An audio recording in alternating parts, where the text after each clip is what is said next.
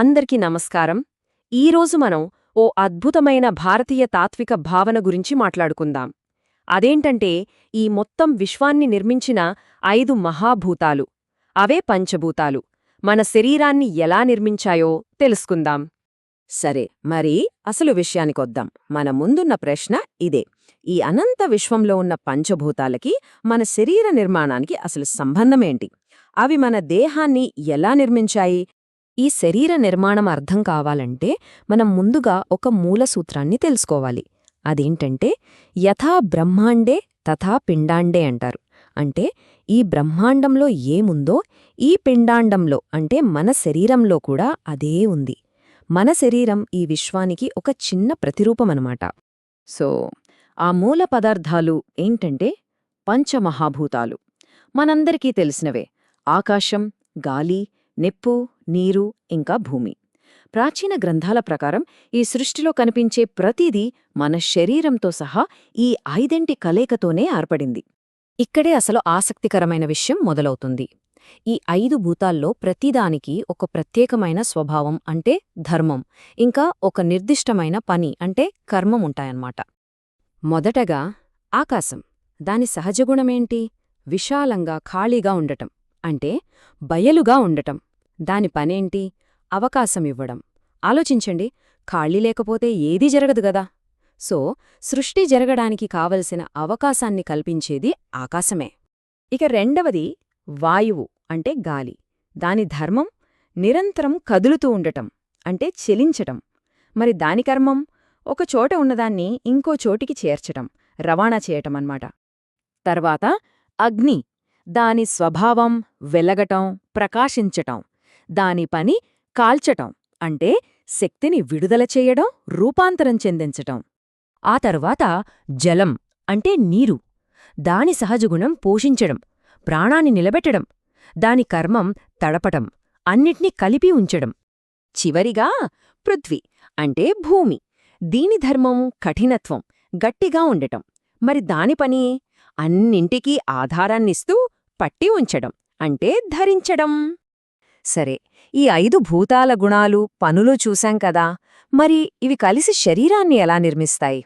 ఇక్కడే పంచీకరణ అనే ఒక అద్భుతమైన ప్రక్రియ గురించి తెలుసుకోవాలి. ఈ పంచీకరణ సూత్రం చాలా సింపుల్గా ఉంటుంది. చూడండి, ప్రతి భూతం ముందు 2 భాగాలుగా విడిపోతుంది. అందులో ఒక భాగం అలాగే శుద్ధంగా ఉంటుంది.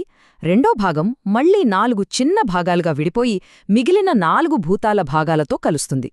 భలే ఉంది కదా ఈ ఫార్ములా. ఉదాహరణకు పృథ్వీభూతాన్ని తీసుకుందాం. ఈ ఫార్ములా ప్రకారం పృథ్వీలోని శుద్ధ భాగం మన శరీరంలో ఎముకలుగా మారుతుంది.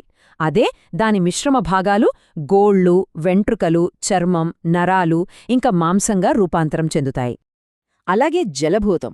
దానిలోని స్వచ్ఛమైన భాగం శుక్లంగా అంటే వీర్యంగా మారుతుంది.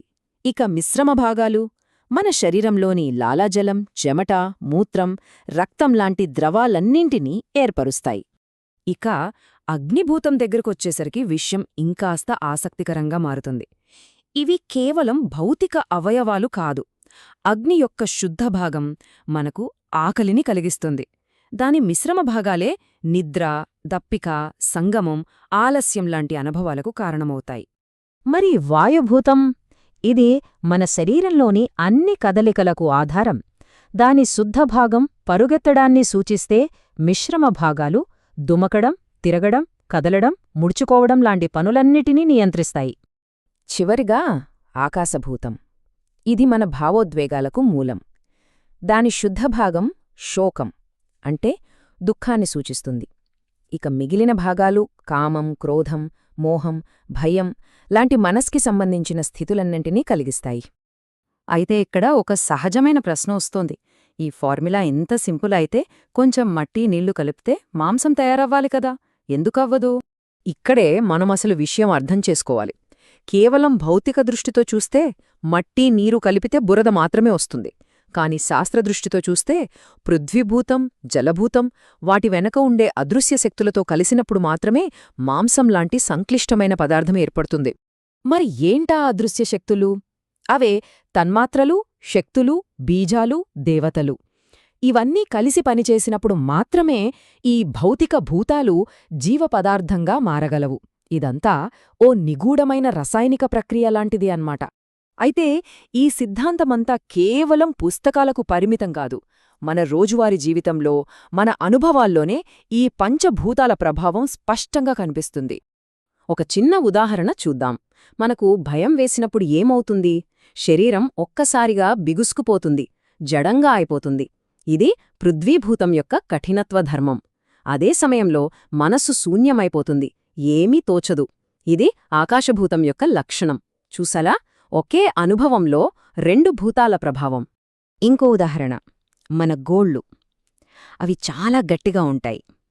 ఇది పృథ్వీభూతం యొక్క ప్రభావం. కాని వాటిని కత్తిరించినప్పుడు మనకు నొప్పి తెలియదు. ఎందుకంటే అక్కడ ఆకాశభూతం యొక్క శూన్య స్వభావం పనిచేస్తుంది. అంటే స్పర్శజ్ఞానం లేకపోవడమన్నమాట.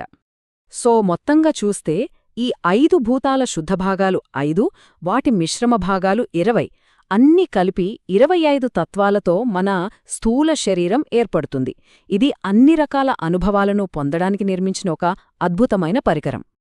మొత్తానికి ఇదంతా విన్నాక మన మదిలో ఒక చివరి చాలా లోతైన ప్రశ్న మిగిలిపోతుంది.